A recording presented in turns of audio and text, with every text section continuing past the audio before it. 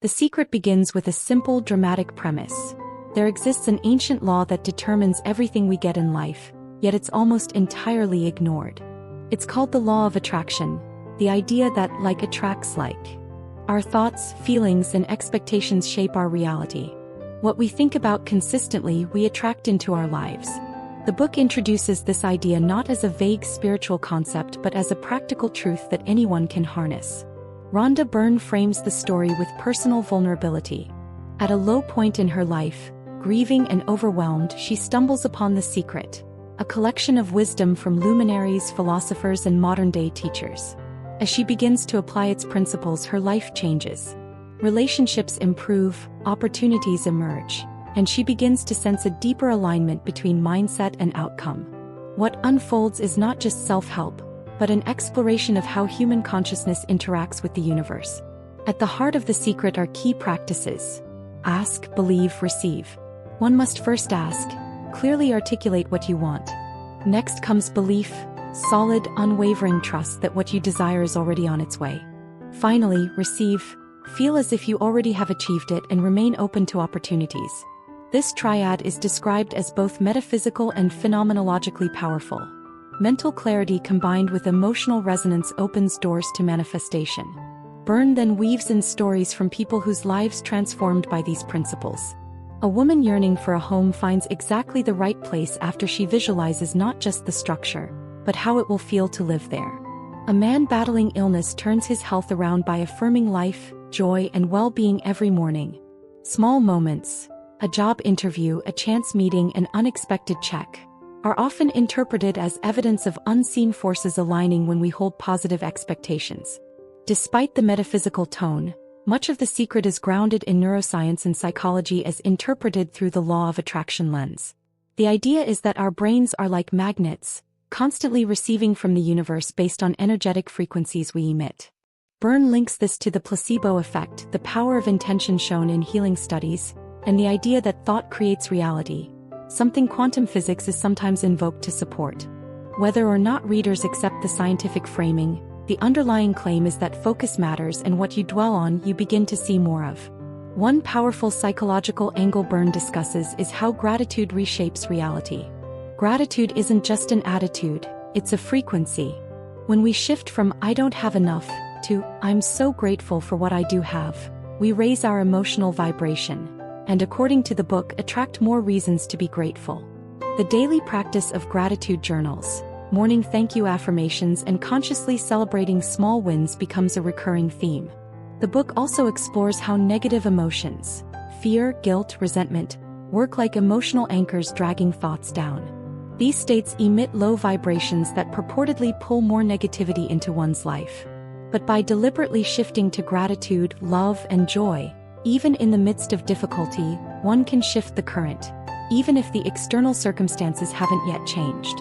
One of the more controversial but consistently repeated ideas is that individuals are responsible for their outcomes, not as a form of blame, but as a means of empowerment.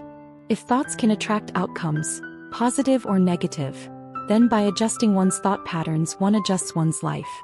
Critics may see this as oversimplified, but for many readers, it offers agency and hope, especially when facing situations that seem out of control. The Secret portrays the universe as neither benevolent nor malicious, but responsive, like a cosmic mirror.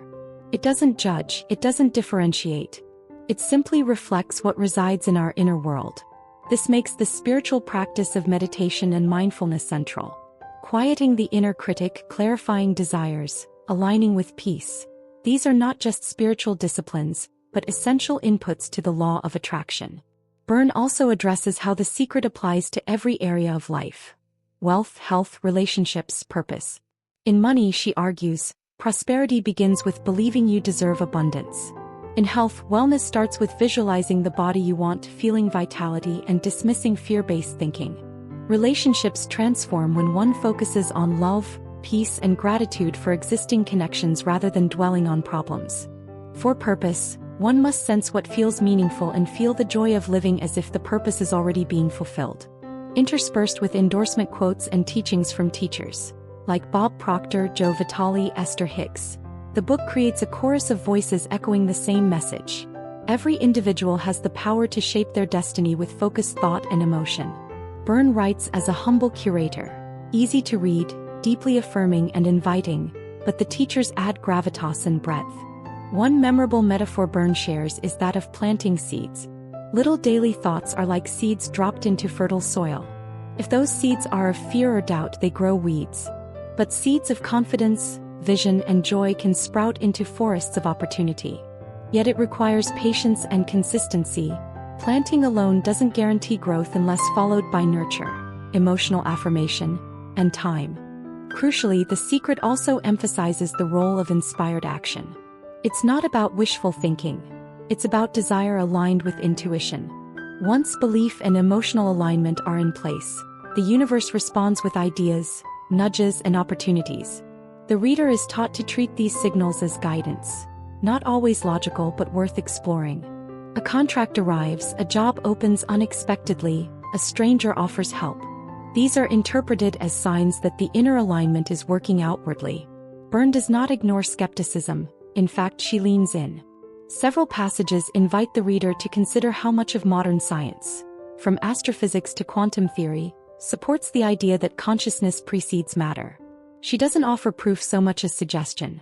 Look at the placebo effect, look at people who recover inexplicably, look at improbable coincidences. Then ask, what power did the individual's belief have? While some readers may discount these connections, many find them empowering, especially when combined with personal anecdotes. Emotionally, the narrative shifts from doubt to possibility. Readers who feel stuck, defined by limitations, find themselves invited to rewrite the inner script. The book's rhythm moves from darkness, fear, longing, desperation, to light, gratitude, clarity, joy.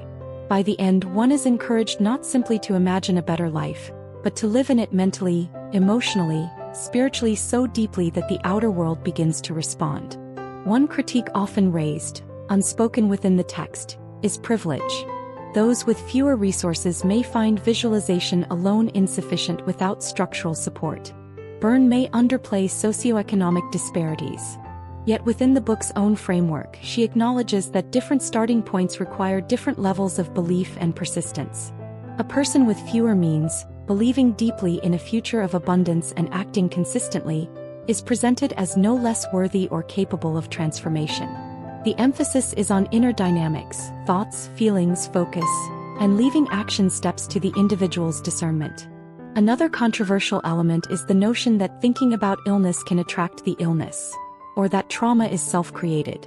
Byrne's tone remains gentle, not accusatory. Her claim is simply that mindset plays a role in how we experience life, including health.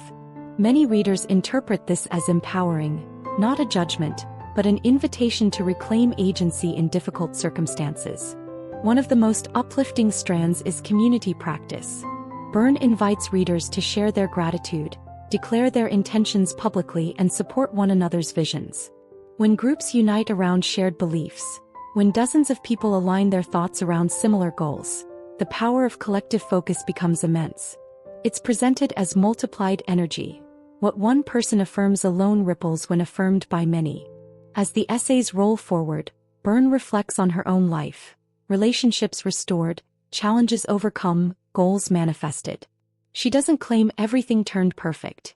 She describes setbacks, doubts, and the necessity of returning repeatedly to the core practices of asking, believing, receiving. The message is not one of perfection but resilience. By page after page, The Secret becomes less about magic and more about mastery of one's inner life. It reframes personal development, not as self-improvement but as self-creation. You are the author of your reality. If that feels daunting, Byrne assures you that the same power applies to small goals: joy, peace, abundance of love, not just financial windfalls or fame. Toward the conclusion, Byrne clarifies that love is the highest frequency. Giving, forgiveness, kindness. These are not just moral ideals but energetic states that align one with the greatest good. When gratitude flows, judgment ceases. When love leads, fear dissolves. Prosperity is framed not as accumulation, but as sharing. That abundance isn't complete until it's given. The Secret ends with a call to consistent practice. It's not about one inspired moment but about day after day alignment. Write down your intentions. Visualize them. Feel with emotional fullness as though they're happening. Be alert to opportunities that come and act. And above all, stay in gratitude, stay in trust. Let joy lead. By the close, one senses that the secret is less a revelation and more a gentle, persistent awakening. Rather than offering loopholes for quick success, it offers a shift in consciousness. When readers absorb its message deeply, not mechanically, it changes how they view challenges, setbacks, and life's everyday moments. They become participants rather than spectators in their own unfolding. In that sense, the book isn't just about getting what you want. It's about discovering who you are beneath what you want. Because when inner alignment becomes your daily default, life begins to respond accordingly. The ride doesn't end with manifestation. It begins with it.